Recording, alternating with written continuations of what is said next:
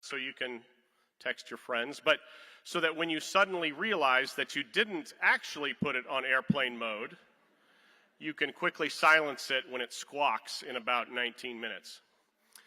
Second, this is for our students. Our new Texas diplomat in residence, Mr. Daniel Stewart, has a recruiting booth set up right next door on the first floor of Flawn Academic Center. So immediately after this event, all of you who are students, get 5 friends, go over to FAC, and tell Mr. Stewart that you want to be a State Department Foreign Service officer or a civil servant. The 2030 plan, the 2030 State Department plan, and I think the Secretary is going to mention this during his remarks, we want every single Foreign Service officer and civil servant to be from the University of Texas. That's the master plan. But seriously, go visit Daniel and learn about opportunities in the Department of State, and then go upstairs to the 4th floor and learn how the Clements Center can help you get there. And now 3 brief thank yous. First, thanks to Vice President for Student Affairs and Dean of Students, Soncia Reagans-Lilly, and her absolutely amazing staff for the tremendous effort required to prepare this venue. Thank you to UTPD for the Herculean and absolutely professional security effort.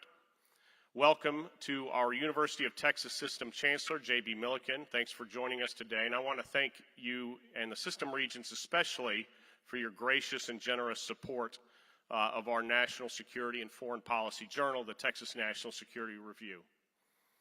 Last, I'd like to welcome our University of Texas President, Jay Hartzel. And while doing so, thank him for all he has done for the study of foreign affairs and national security on this campus. Jay, thanks for supporting the centers, schools, and departments that educate and train our students who are pursuing careers in this field, and thank you for supporting our scholars who contribute to the improvement of policymaking. I could not think of a more appropriate person to introduce our distinguished guests. Ladies and gentlemen, President Jay Hartzel.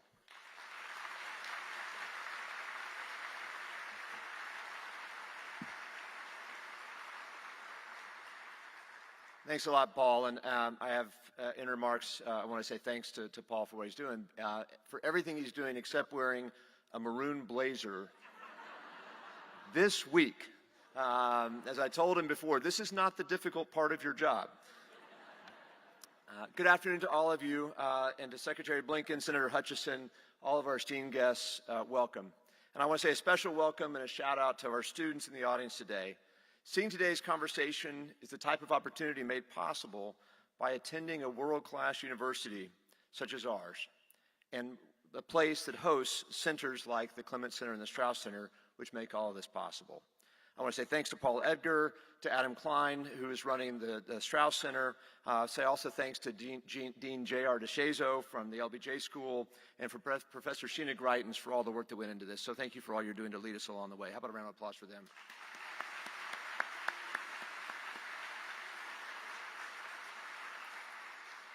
This is a truly special occasion, and not only because of the nature of our guests here today, but also because it's the first event here in this gorgeous auditorium since this remodel was finished. This was the very first theater built on the campus, and in the 90 years since its completion, it's seen a lot of history. We've produced some amazing alumni in that time, including Secretary of Education William Bennett, Secretary of Commerce Don Evans, and 2 Secretaries of State, Rex Tillerson and James Baker. We've got a 3rd Secretary of State with us today, Secretary Antony Blinken. Secretary Blinken was confirmed in 2021, but his distinguished service record began long before that. His expertise in the public sector over the last 30 years and for 3 presidential administrations has been shaping U.S. foreign policy to ensure the protection of this country's best interests and upholding the values that define us.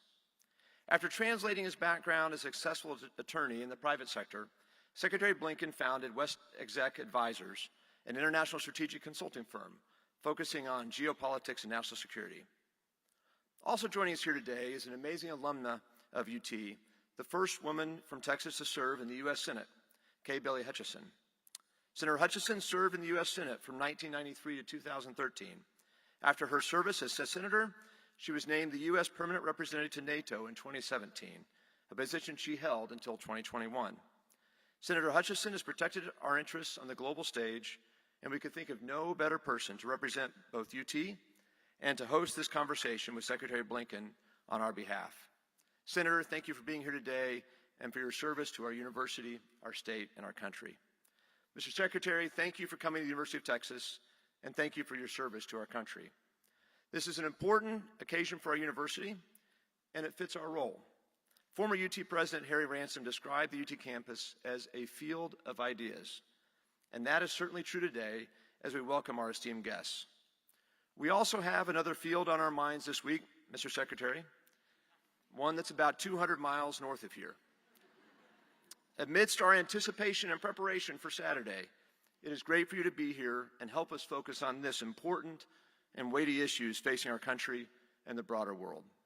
That said, in addition to saying thank you, we want to applaud the wisdom of your choice to visit this university during this week on the preferred side of the Red River. Please join me with a round of applause welcoming Secretary Blinken and Senator Hutchins for them to take the stage.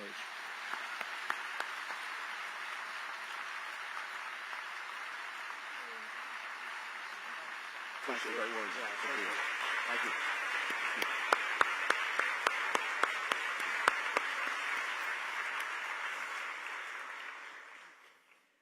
Well, I welcome you to the University of Texas. Thank you. And I want to tell all of you how unusual it is for a Secretary of State to be able to travel within our country because he has so many responsibilities outside our country.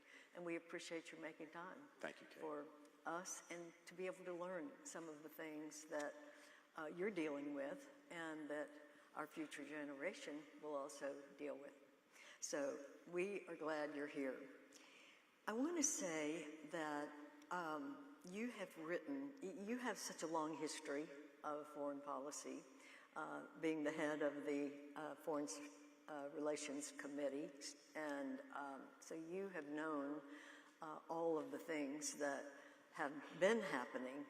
And I would like for you to take a look at where we are now and where you think we are going and what you are going to try to put forward for a way forward in a world that's very, very tough right now. Thank you, Kay. First, it's wonderful to be with you. I had the great privilege of working in the Senate when the senator was a senator, and it was a privilege to be able to work with you then, and of course your remarkable service as our ambassador to NATO at a tumultuous time. And it's wonderful to be back here today. Mr. President, thank you very much for your kind introduction. I did have one extremely important statement to make before I get into the conversation. Hook 'em horns.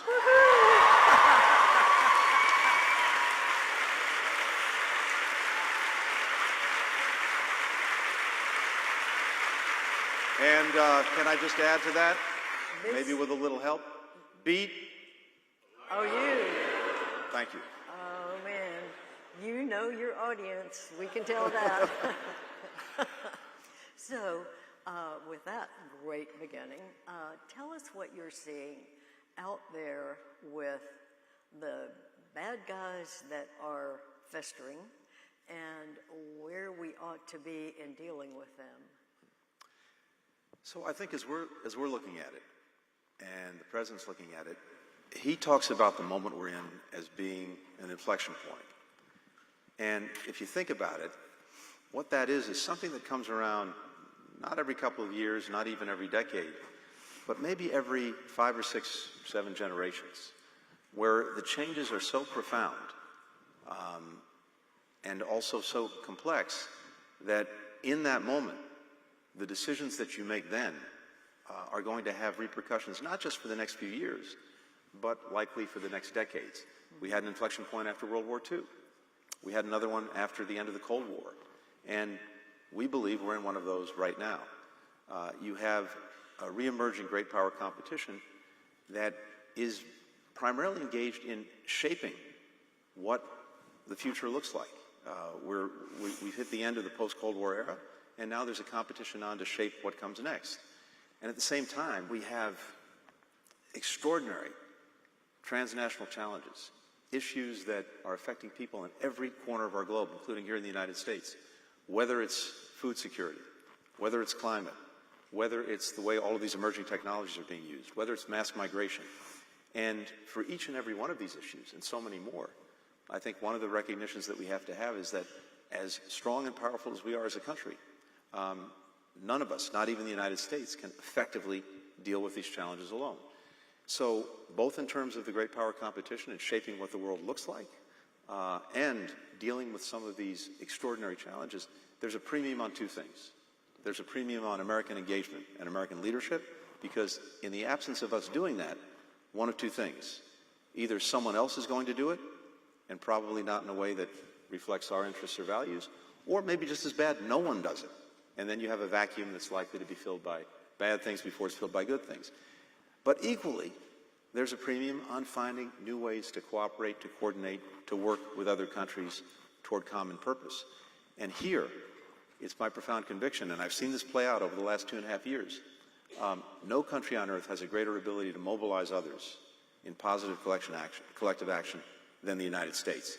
So as we're thinking about all of these problems, that's what we're doing. Last thing is this, Kay. I think it all starts at home. It starts with our strength at home, our investments in ourselves. We've made historic investments over the last few years. The Bipartisan Infrastructure Act, the CHIPS and Science Bill, the Inflation Reduction Act, all going to put us in a stronger position not only to do well by people at home, but also to compete effectively in the world. And if you have a strong foundation at home, it does wonders for your standing and your strength around the world. That's what we're seeing play out every single day around the world. Let's drill down into Ukraine, because a number of people have said, this is not our war. Why should we be putting our treasure into Ukraine? And I'd like for you to address that, because it's very important. If we're going to stay the course, we need to have the reasons to stay the course. You're absolutely right. And I think it's really important that we continue to have this conversation about why it is important, at least from our perspective. Although I believe when we continue to see it, very strong support, really, both parties, both houses in Congress, and also even public opinion, as I've seen it. But here's what's going on and why we thought it was so important for the United States to lead. There are really two reasons, and they're, again, flip sides of the same coin. On the one hand, we see the incredible human tragedy that is the Russian aggression against Ukraine. We see that human tragedy and what's being done to the Ukrainian people. And I think most Americans see that, and it's something that bothers them, that they want to, if we can, help put a stop to. Quick aside, I was in Ukraine for, I guess, the fourth time since the Russian aggression a couple of weeks ago, and visited a town called Yehidny, which is about 2.5 hours drive outside of Kyiv. Very small town. We visited a schoolhouse, and when the Russians came in, back in February of 2022, they took over this town, they herded up all of the folks in the town, and they had a command post on the first floor of the schoolhouse. They put everyone else in the basement. Now, the basement was not fit for human habitation, but they herded everyone into a room that was probably maybe about the size of this stage, a little smaller, 130 people, for 28 days. Children as young as a month and a half old, adults as old as 85, 90. In that room, which didn't have proper ventilation, 10 people died during those 28 days. The Russians would not allow the bodies of the people died after noon to be removed. So young children, 3, 4, 5 years old, were living in this room, and there was not even enough room to lie down for most people, with the bodies of people who had died there. That's just one small microcosm, one small town, one small schoolhouse. So that's one side of the coin. But here's the other side of the coin, and here's fundamentally why it's so important. This might be our Russian friends interrupting us. Well, but I'm glad to know the National Alert System works. Here's what's so important. A couple of weeks ago, we were in New York at the United Nations General Assembly, an annual gathering of all the countries of the UN. We call it speed dating for diplomats. And It's a useful reminder, though, that the UN came together for a reason, and that reason was this. We'd had 2 world wars, and there was a fierce determination by people around the world, starting in the United States, to figure out a way to organize ourselves such that another world war wouldn't happen. And so an entire system was developed, starting with the United Nations, and it put in place basic principles, basic understandings among countries about how they would act or not act toward each other. And it's all in the United Nations Charter. And among other things, it commands respect for the territorial integrity of their countries, for their sovereignty, for their independence. Because if you don't have those basic principles, and if big countries can simply lord it over small ones, you're going to have a world where might makes right. And in this case, if we had allowed Russia to do what it did toward Ukraine, to allow that to go forward with impunity, then the signal, the message that sends around the world to other would-be aggressors is, if they can do it and get away with it, I can do the same thing. It's opening a Pandora's box of conflict. And in that kind of world, a world of conflict, a world of aggression, that's not going to be good for anyone. It's not going to be good for us. It's not going to be good for people around the world. And if you look at history, invariably in that kind of world, we're going to be drawn in much more costly and difficult ways than we have been in Ukraine. So I think, Kay, it's the combination of something that sort of hits our hearts when we see this aggression, but also something I hope that touches our minds, our heads, because we know that if the United States, and by the way, it's not us alone. There are 50 other countries engaged in actively supporting Ukraine. You know this so well from your leadership at NATO. One of the complaints we've sometimes had in the past when we've been engaged around the world is, how come we're carrying all the load? Why aren't others doing their fair share? Well, here they are. If you look at the support being provided to Ukraine right now across military, economic, humanitarian lines, actually the rest of the world is doing a little bit more than we're doing. So we've got great burden sharing. And I think the fact that so many countries are standing up for the basic principles that are within the UN Charter and that have very imperfectly helped keep the peace over the last 80 or so years, that's why it's so important. When I was at NATO, our military, this is anecdotal, but our military leaders said that when they met with the Soviet military, that they are brainwashed, that the worst part of history in the history of Russia is the breakup of the Soviet Union. And that's why Putin seems so determined to right this wrong. He has imbued in his military that Gorbachev is the worst traitor to the mother Russia. And I think that means that they're not going to skirt around NATO countries. They're going to see what we will do, and they are going to act accordingly. And if we keep our resolve, as your administration is doing, and I agree with, then we will protect what we have and make sure that our troops are not going to be called. Because if they go into a NATO country, then we are in a war. So I think we have to be forward-leaning. I think we have to have the deterrence that we are showing and never stopping with this support of Ukraine. And the Ukrainian people are so brave. They are. And they have not flagged for 1 minute. And they deserve our support.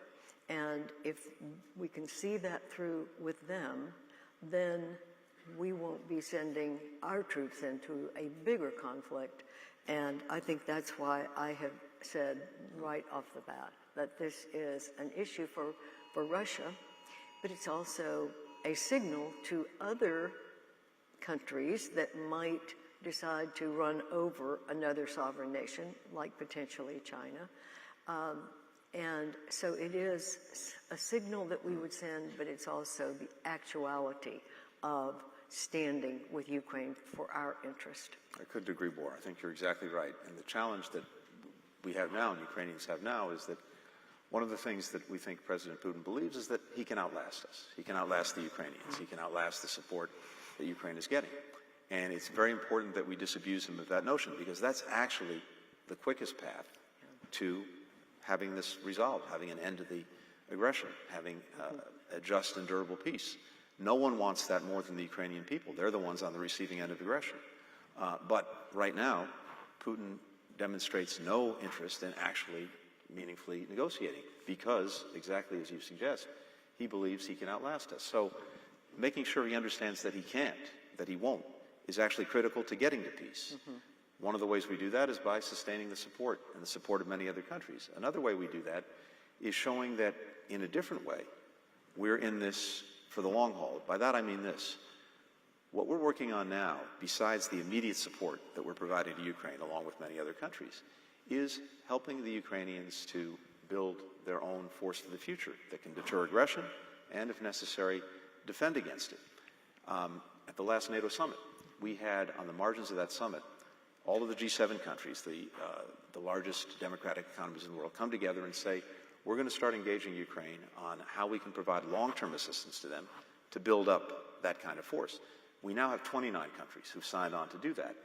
And this is a way to be able to help them build that force, to do it in a sustainable way for us in terms of the resources that are required, because it's going to be divided over 30 countries, and to put Ukraine in the position where it can stand on its own feet. At the same time, economically, just as important, they have to have an economy that's functioning. And to do that, countries have provided a lot of assistance, international financial institutions. But the way to make that durable, sustainable, and lasting is private sector investment. So we brought back an extraordinary colleague, Penny Pritzker, who was Secretary of Commerce during the Obama administration, to lead our efforts on economic reconstruction for Ukraine. And getting that private sector money in, and there is tremendous opportunity there, is a way to really get the economy moving, to get the tax base up, to make Ukraine self-sustaining economically. A Ukraine that stands on its own feet is the objective. The more we're doing that, and the more we're showing that that's what we're doing, the more Putin understands that he can't play a waiting game. If you can tell us what the status is of being able to use frozen Russian assets to pay for some of the humanitarian reconstruction and all of the things that Ukraine needs right now. What can you share with us about that? Because it's a significant amount. It's about $300 billion, and most of it actually in Europe, not in the United States. So we're looking at what legal authorities we may have, the Europeans may have, to actually use those assets for Ukraine. My own view is, you broke it, you bought it. And so the Russians, having broken it, they ought to pay for it. And one way to do that would be through the use of these assets. We have to make sure that there is a legal basis to do that. And as I said, since most of the assets are in Europe, Europeans also have to be convinced that there's a basis to do it. Okay, I'm going to switch gears now to why you're here. I mean, it's because we're so wonderful, I'm sure. But on top of that, you are on your way to Mexico. That's right. And that you did make room for us, which I really appreciate. But it is important for us right now. Not only is Mexico our largest trading partner, and we want to continue that because a good economy in Mexico is good for all of us, but also it is a crisis on the border. There's no question that we have an influx that our communities that are very small communities on the border have put in their laps this terrible onslaught of illegal migration that they don't feel they can take care of people in a humanitarian way.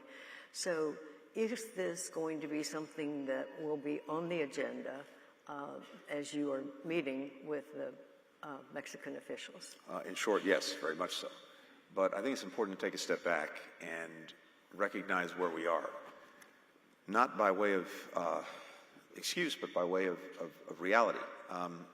We are now facing around the world the largest migration challenge of all times. Since we've been keeping numbers on this, we haven't seen the kind of numbers we're seeing now. More than 100 million people on the move, displaced from their homes around the world. That exceeds by far anything we've seen since we've been keeping the numbers. In our own hemisphere, somewhere between 20 and 25 million people on the move. It used to be that you would have one crisis at a time. Maybe Cuba, maybe Haiti, maybe it was El Salvador, Honduras, Guatemala, the countries in the so-called Northern Triangle. Now it's all of the above, plus Venezuela, plus Nicaragua, plus Ecuador, plus people coming in through Latin America from parts far away from the United States, Uzbekistan, all coming toward Mexico and then coming toward the United States. And so I think it's important to understand that this is actually something that is historically of extraordinary proportions. Having said that, it is imperative that we do everything we can as effectively as we can to make sure that migration is humane, safe, and orderly. And we're committed to doing that. We also recognize something that I said a little bit earlier about the imperative of finding ways to work with other countries. The scale of the problem is such that if we're not doing that, we simply won't have an effective solution. We had a Summit of the Americas a little over a year ago, and that brought together all the countries in the Western Hemisphere. And through that summit, we issued something called the Los Angeles Declaration, which was the first time that virtually every country in our hemisphere acknowledged shared responsibility for dealing with migration. The countries of origin, countries of transit, the countries of destination, including Mexico and the United States. And what we've been doing since then is translating that into practical things that countries need to do to get a better grip on migration. And that includes everything from building up their own asylum system so that people can actually, if they are going to leave their homes, find asylum in other countries, not just the United States. It means, in some cases, being willing to repatriate, take back people who've tried to come here without the legal basis to do so. It means making sure that people are treated in safe and humane ways. It means working with us to expand their own legal pathways to migration, just as we're doing here. In a whole variety of ways, we have been working with these countries to do that. Mexico, of course, has to be and is our closest partner in this for obvious reasons. Mm-hmm. And here I have to say, we probably have more cooperation with Mexico now than at any time since I've been doing this.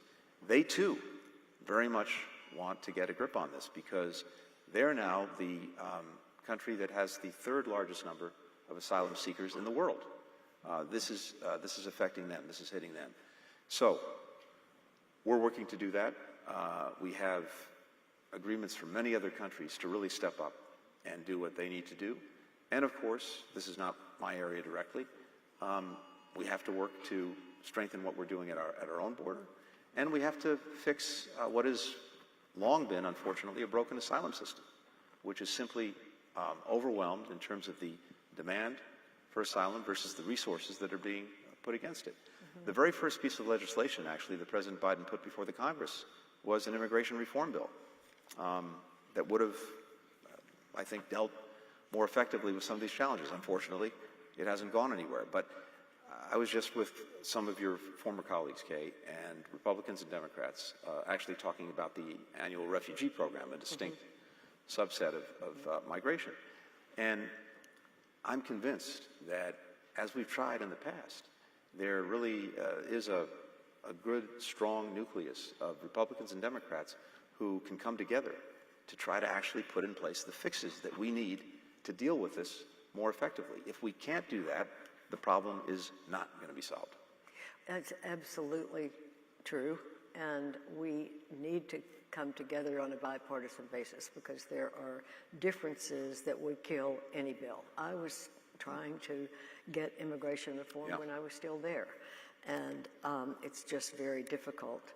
But we need to do it because no one expected the overwhelming influx, especially on these communities in South Texas. You said something else I think that's very, very important, and you all are living and breathing this every day. You're living the challenges and the downsides of the migration challenge. you're also living and breathing the extraordinary upsides of our relationship with Mexico. As Kay mentioned, Mexico is now, as of a few weeks ago, our largest trading partner in the world.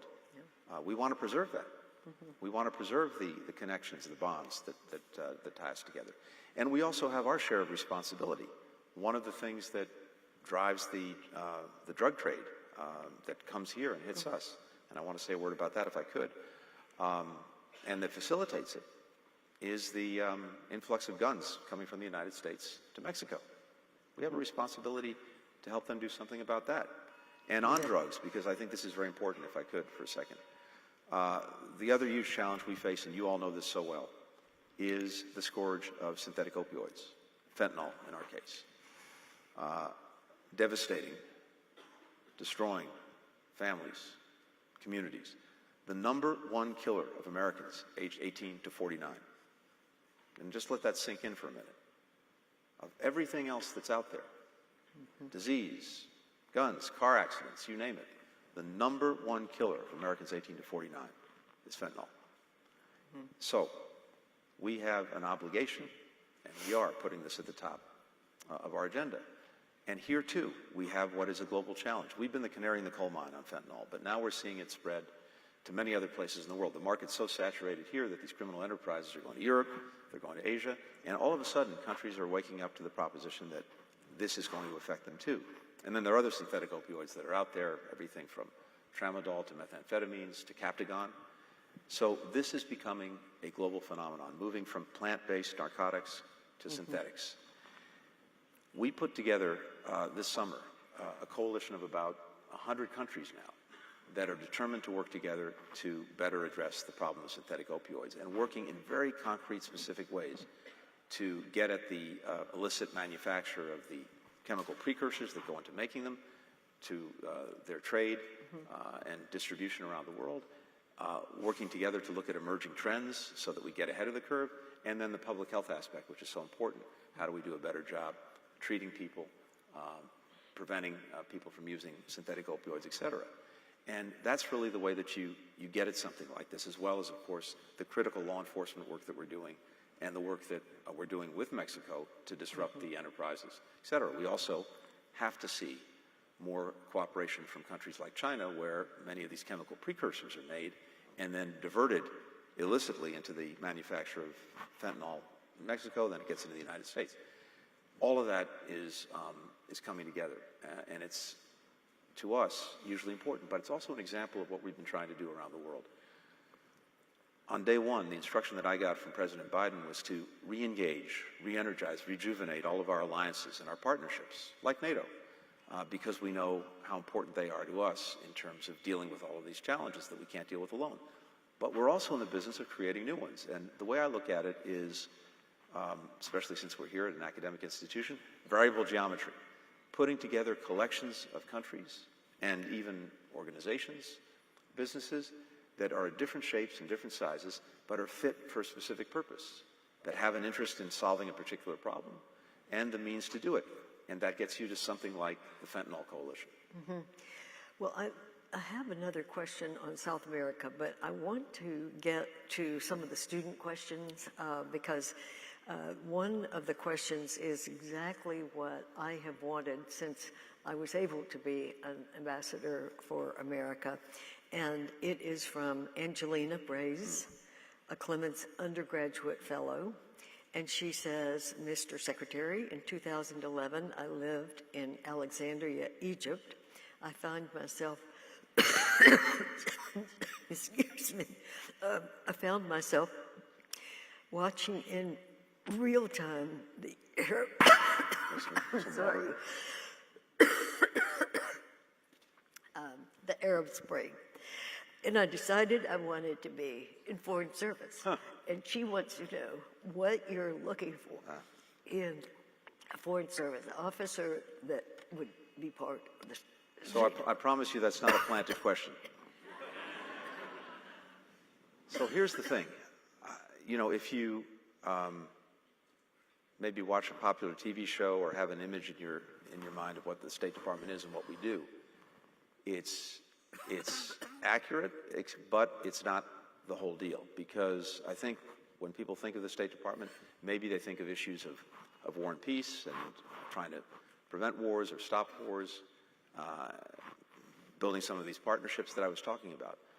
But now, pretty much anyone in any discipline at this remarkable institution or others would find a place at the State Department to do what you're studying, to do what you love, to do what you want to do.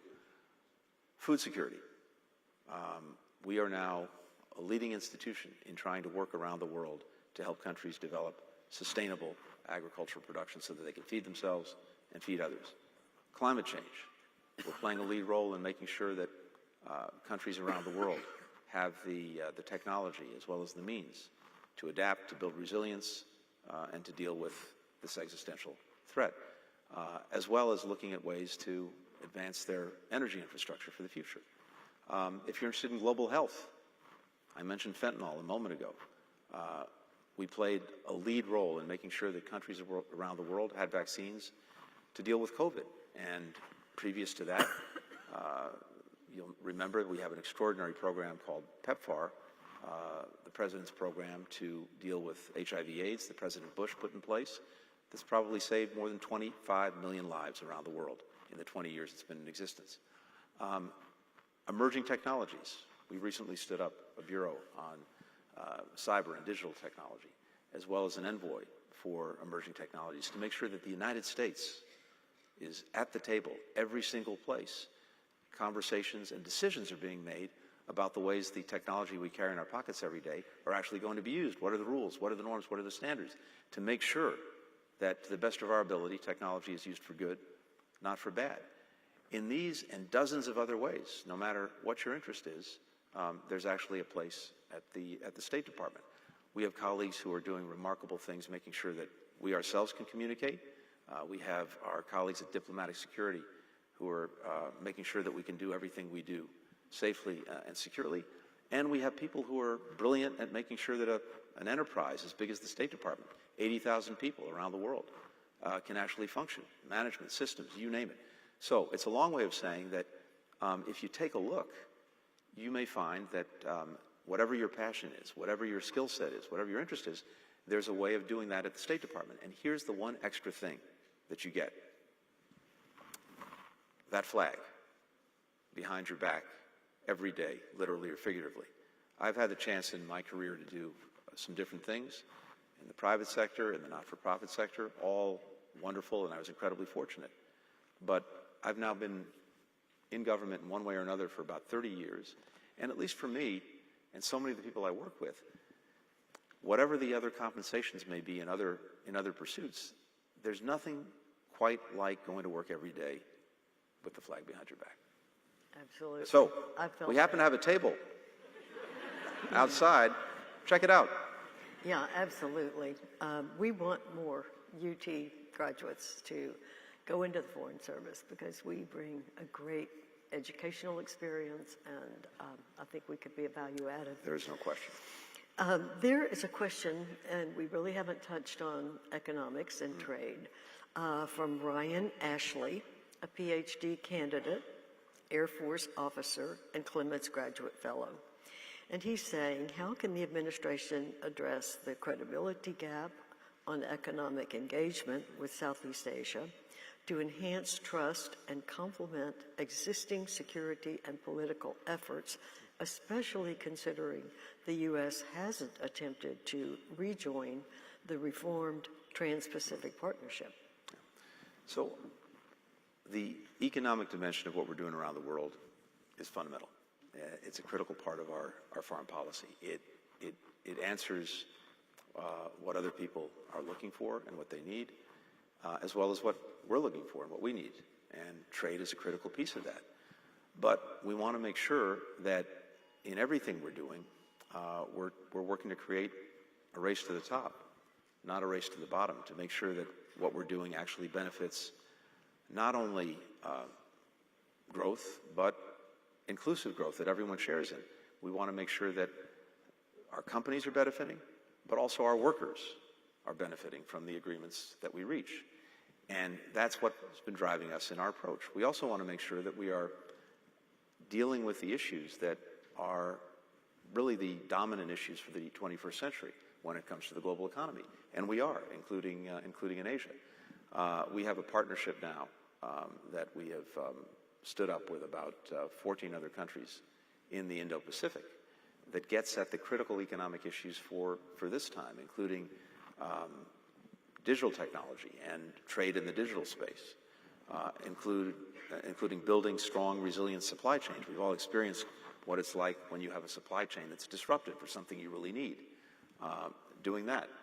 Making sure that we're facilitating the trade that exists so that there are common understandings about regulations and so forth. So across the board, we're trying to address the question of economic relations and trade in ways that are going to benefit us as a whole, but also answer challenges that other countries are trying to face. We've had a lot of receptivity to what we're doing. There's another component to this. There is a huge demand, an insatiable demand around the world for infrastructure. And there is more demand than there is supply in this moment. One of the things that we've done is to start an initiative with the other leading economies, democratic economies in the world, the G7, to bring more resources to that and to use those resources to leverage private sector investment in infrastructure, but infrastructure that is, again, a race to the top. Other countries have been engaged in trying to provide infrastructure around the world, but I think what some countries have experienced with that is a massive piling on of debt for these projects, having workers from the country in question imported to do the projects instead of local workers,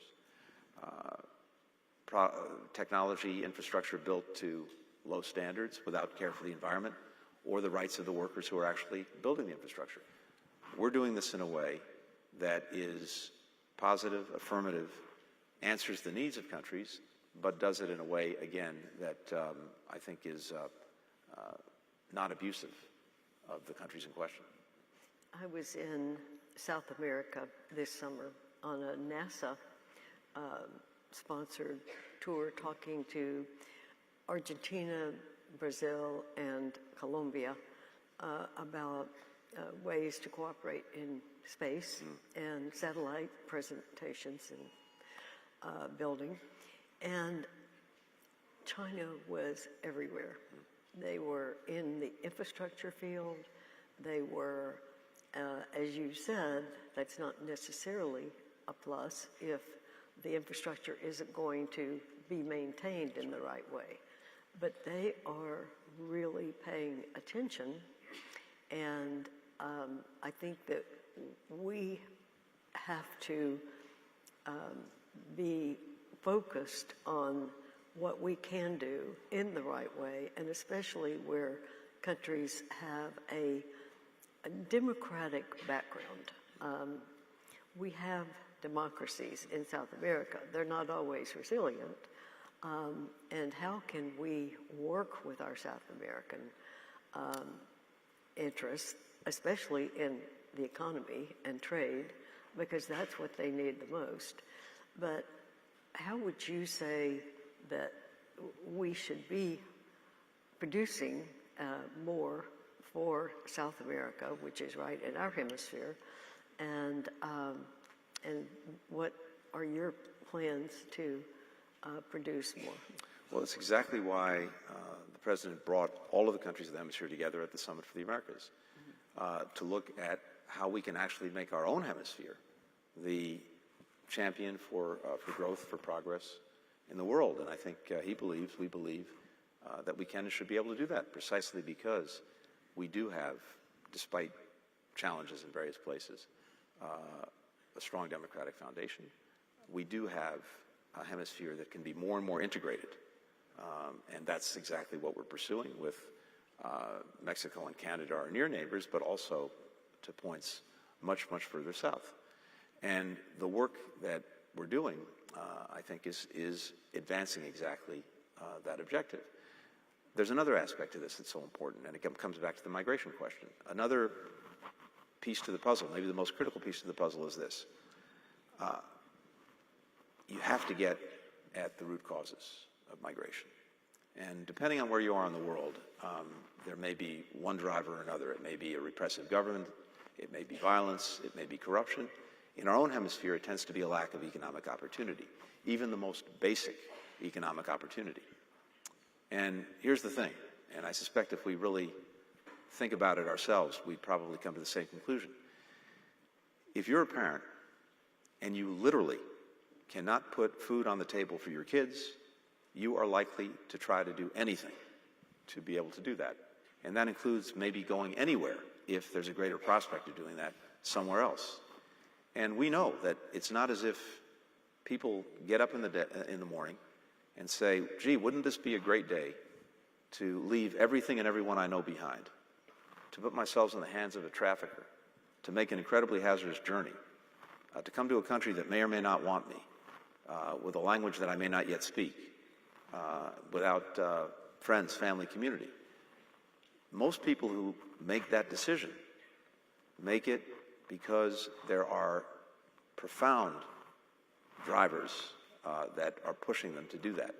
So, if you can address those drivers, if you can give people enough hope, real hope, that they can build their lives and build their futures at home, where most people prefer to remain, that is a key part of dealing with this challenge. And that means driving investment. It means helping countries build that kind of opportunity, again, with the private sector in the lead, to create that kind of future. The problem, of course, with that is it takes time. It's not like flipping a light switch, but we're very much engaged in doing it. One example, El Salvador, Guatemala, Honduras, these countries which have been a source of migration for some time. Just over the past couple of years, led by the Vice President Harris, we have gotten about $4.5 billion in new investment in those countries for enterprises that are going to create jobs and give people an opportunity to stay home and care for their families right there. Now, you've got to do that at a massive scale, and like most things, the opportunities that we've actually been able to create, those numbers don't show up at our border, but of course we don't know that. You only see the people who do. But this is also the way to get at it, and this goes to the larger question of how we can make our own hemisphere more and more integrated economically. And it is in our interest to do that for sure. The last question is going to be from Maddie Williams, a Clements Graduate Fellow, a PhD student at the LBJ School, and she has read your Global War of Ideas in the early 2000s, and she's asking, do you think the perception gap has shifted favorably or unfavorably with respect to the U.S. in the 2 decades since you wrote that first paper? Is the U.S. winning the war of ideas? It's a great question. And when I was thinking about that before, this is back in 2001, 2002, it was right after 9/11. And in a very different way, we were engaged not only in a physical conflict with terrorists, terrorist groups, but also in ideas and ideology that grounded that and that, for one reason or another, might have attracted people to extremism. And so back then, what I was thinking about was how do we engage that aspect of the conflict with terrorism, and how do we engage effectively in this war of ideas? Now, of course, we're in a very different world and a very different war of ideas, and it really does go to what I was talking about before. This competition to shape what comes next. We ended the post-Cold War era. The competition to shape this future, a huge component of it are different ideas about what that future should look like. We have a clear vision of what we would like the world to look like, a world that is free, that is open, that is secure, that's prosperous, that's connected, that's resilient. Others have a very different vision for what the world will look like. We want a world in which people are free in their lives and in their choices, in which countries are able to decide their own policies and their own partners, in which technology is used to lift people up, not to hold them down, and in which countries agree on a basic set of rules through which they're going to engage and work with one another.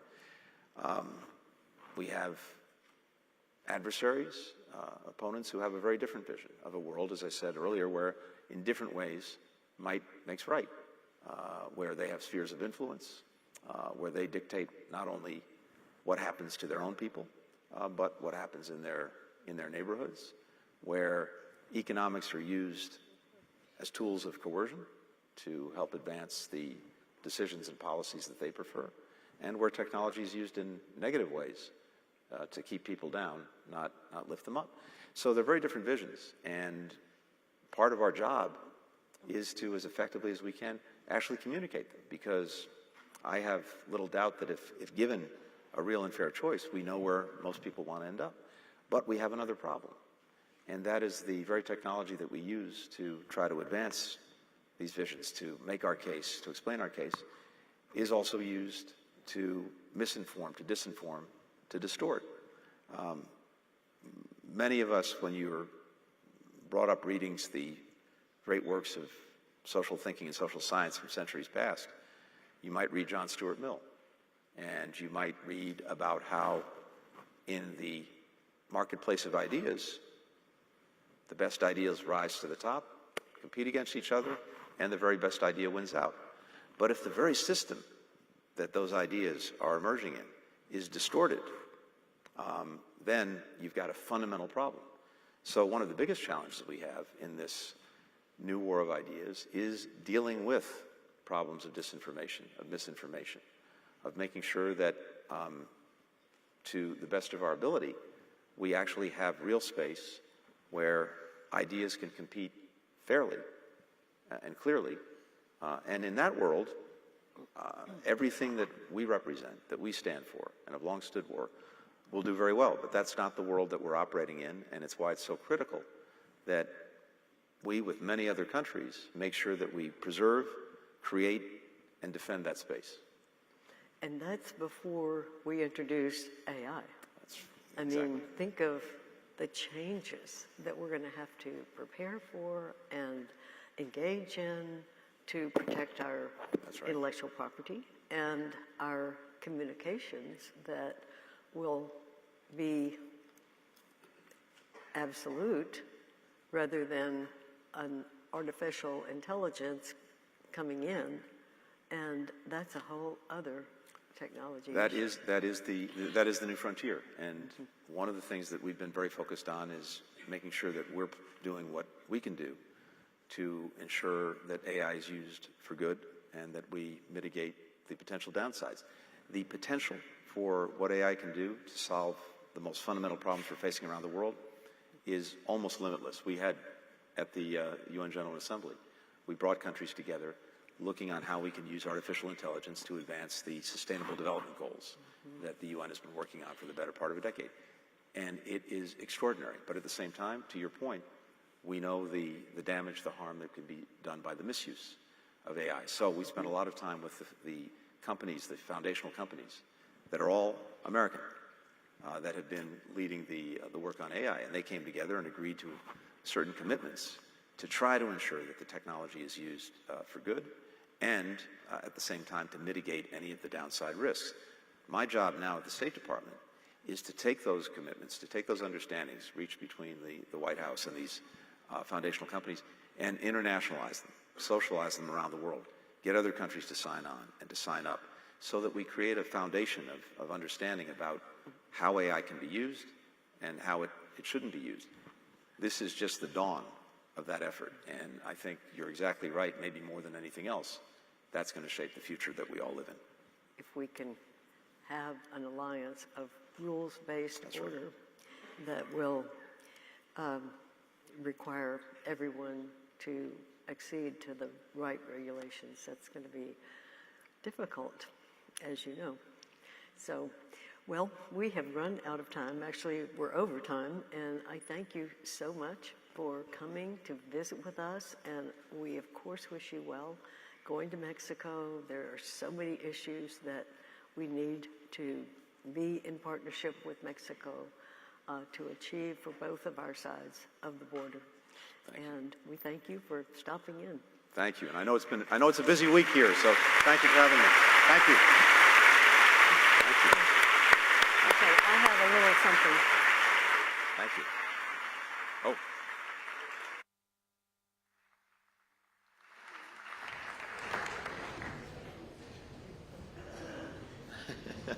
So, Mr. Oh. I'm not going away empty-handed. You're next. You're next. Should I pull this up, Kate? Yeah, oh, yeah, yeah. What do we have here? It's our energy center with All our right. engineering and law and our Thank you. business school together, and we want you to wear it wherever you will. This is the perfect thing for long airplane rides. Thank Right, you. perfect. Thank you. Thank you.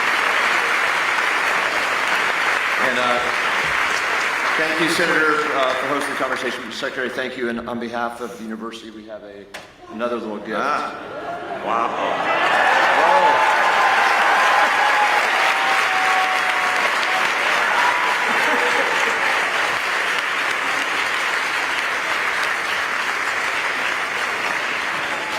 And as the senator said, I think we're a little over time. Let's see if we can pull this off. It's 2 o'clock and